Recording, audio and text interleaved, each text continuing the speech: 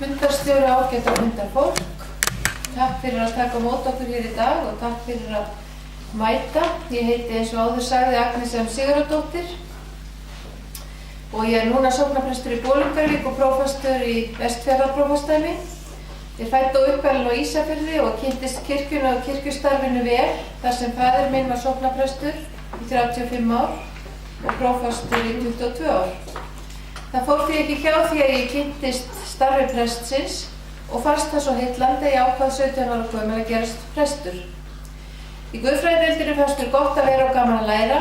Ég hef sérstakan áhuga á predikuninni og hef aflað mér framhaldsmenntunar á því sviði.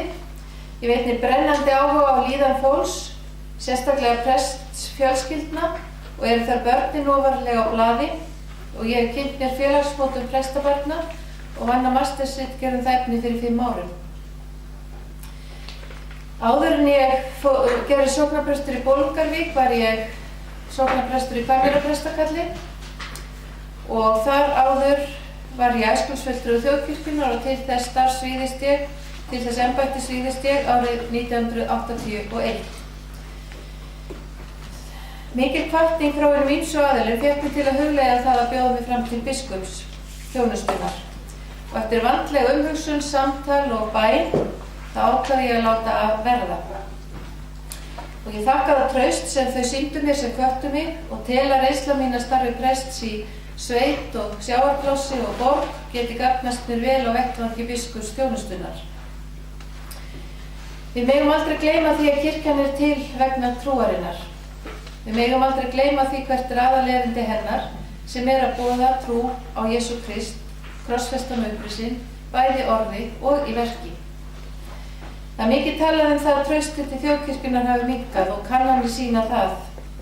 Það er ekki ásættanlegt. Til að auka traustið þarf að gera fólki ákaft gagnvart kirkjunni og því sem hún hefur fram að færa. Það er gert með markvissri upplýsingamiðlum starf kirkjunnar allt land. Það er gert með umhyggju og stuðningi við starfsfólk kirkjunnar sem hefur þá meiri kraft til að boða og miðla. Það er gert með því að fela fleirum ábyrgð á hendur í hennar fjölbreytta starfi. Það er gert með því að kirkjan sýni gott fordæmi og fara eftir lögum og reglum og takist á mál uppkoma í samræmi við það. Og það er gert með því að minna á að þjónustan kirkjunni er sameiginlegt verkefni okkar allra sem að komum.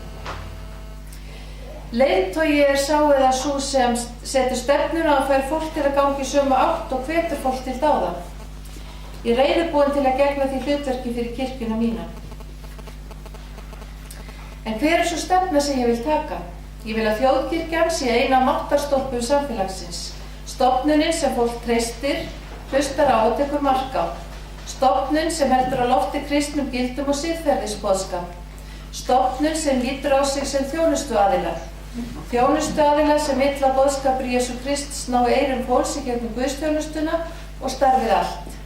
Þjónustuaðila sem myndar öryggisnet land allt og að allir landsmenn eigi greiðan aðgang að.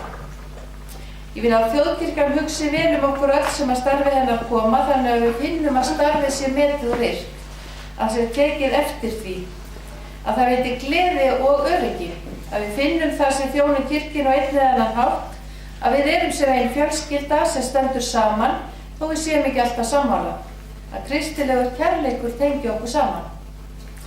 Kirkjulegt starf fjölbreytt að spannar allan aldursskalan og einnig áhugaskalan. Guðsþjónustan er miðpunkturinn og þar fáum við kraftinn til að fara og gera alla lærisveinum. Minnstu lærisveinarnir þurfa mestu athyglinni eins og vera ber. Þeir eru framtíðarleiðtogar kirkjunnar og leggja ber sérstaka rækt við það starf. Það þarf mikla elju til að halda úti barna- og unglingastarfi svo leiðtogarnir þurfa sérstaka umhyggju, hvatningu og fræðslu.